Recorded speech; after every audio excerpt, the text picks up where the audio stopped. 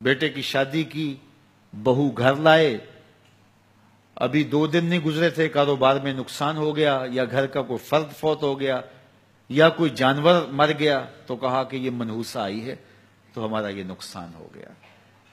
اگر وہ نہ آئی ہوتی تو پھر یہ نقصان نہ ہوتا، پھر تم قیامت تک جینا تھا، یا اس سے قبل تمہارے کبھی نقصان نہیں ہوئے؟ تمہارے گھر کے اندر بیٹیاں موجود ہیں، یہ بھی کل کسی کی بہو بنیں گے، اور ان کا بھی کوئی نقصان ہو سکتا ہے، اور یہ بھی منحوسہ قرار دی جا سکتی ہے۔ پھر تان و تشنی کے تیر جو ہے وہ اس کے اوپر لگائے جانے لگے۔ کتنی زیادتی ہے، کتنا ظلم ہے، کسی کا دل توڑنا، کسی کا دل دکھانا، کسی کو منحوس قرار دے دینا۔ از خود تمہارے پاس کیا سند ہے؟ تمہیں الہام ہوا ہے؟ کیا حجت ہے، کیا دلیل ہے تمہارے پاس کہ کسی کو تم نے منحوس قرار دے دیا؟ کتنا مکار ہے انسان، اپنی بدعمالیوں کو، اپنی نیت کے کھوٹ کو، اپنی نیت کی کوتاہیوں کو، اپنی سستیوں کو، اپنے عمل کی کمیوں کو دوسرے کے اوپر مڑ دیتا ہے۔ کاروبار تو نے صحیح نہیں کیا، نقصان ہو گیا۔ صبح 12 بجے اٹھ کے تو گھر سے جا رہا ہے اور نقصان ہو گیا۔ تو نے 2 نمبر مال بیچا، آج پکڑا گیا اور نقصان ہو گیا۔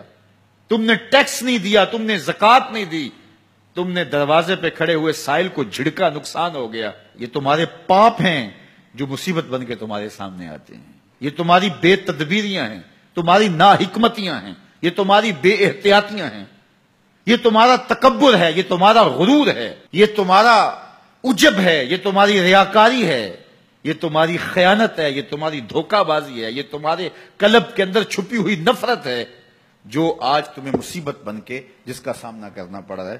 یہ تمہارے اندر کے عیب ہیں جو مجسم ہو کے تمہارے سامنے آئے ہیں۔ اللہ تعالیٰ نے قرآن مجید میں ارشاد فرمایا وَمَا أَصَابَكُم مِّن مُّصِيبَةٍ فَبِمَا كَسَبَتْ أَيْدِيكُمْ، جو تمہارے اوپر مصیبت آتی ہے وہ تمہاری اپنی کرتوتوں کی وجہ سے آتی ہے۔ بیماری آئی تمہارے پرہیز نہ کرنے کی وجہ سے آئی، بیماری آئی تمہارا زیادہ کھا لینے کی وجہ سے آئی، بیماری آئی تمہارا نامناسب غذا لینے کی وجہ سے آئی، بیماری آئی وقت پہ سوئے نہیں، وقت پہ اٹھے نہیں، تم نے کسی سے زیادتی کی، بیماری تمہاری بدعمالیوں کی سزا ہے، مصیبت کا آنا، تکلیف کا آنا تمہاری بدعمالیوں کی سزا ہے، اور منحوسہ یہ خاندان کی خاتون ہے۔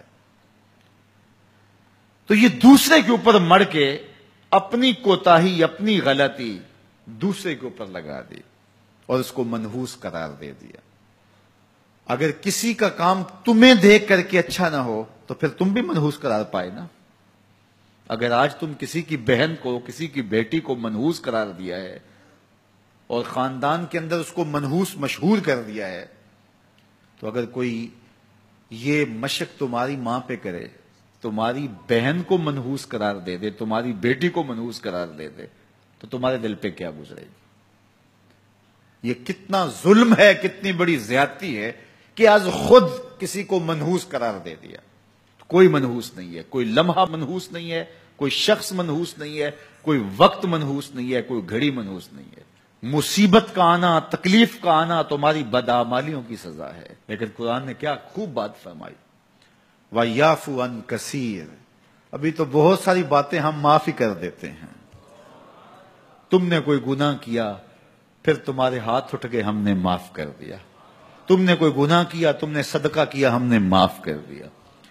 تم نے کوئی گناہ کیا، تم نے سجدہ کیا، ہم نے معاف کر دیا۔ تم نے گناہ کیا، تم نے وضو کیا، ہم نے سارے گناہ جھاڑ دیے۔ تو کچھ اعمال ایسے ہیں کہ جن کی سزا بھگتنی پڑتی ہے لازمی، لیکن زیادہ عمل ایسے ہیں اللہ فرماتا ہم زیادہ یوں ہی معاف کر دیتے ہیں، اور اگر ہم سارے معاف نہ کریں تم چل ہی نہ سکو، زندگی تمہاری گزرے ہی نہ، اتنی مصیبتیں تمہارے اوپر ٹوٹ پڑیں، لیکن تم وہ منحوسہ کو قرار دے کے اپنے اوپر سے ٹال رہے ہو۔ فلاں منحوسہ اس لیے سب کچھ ہو رہا ہے، فلاں نے تعویذ ڈال دی اس لیے سب کچھ ہو رہا ہے، بلی راستہ کاٹ کی تھی یہ مصیبتیں ساری اس لیے آئی ہیں۔ یہ تمہارے اندر کے عیب ہیں جو مجسم ہو کے تمہارے سامنے آئے ہیں۔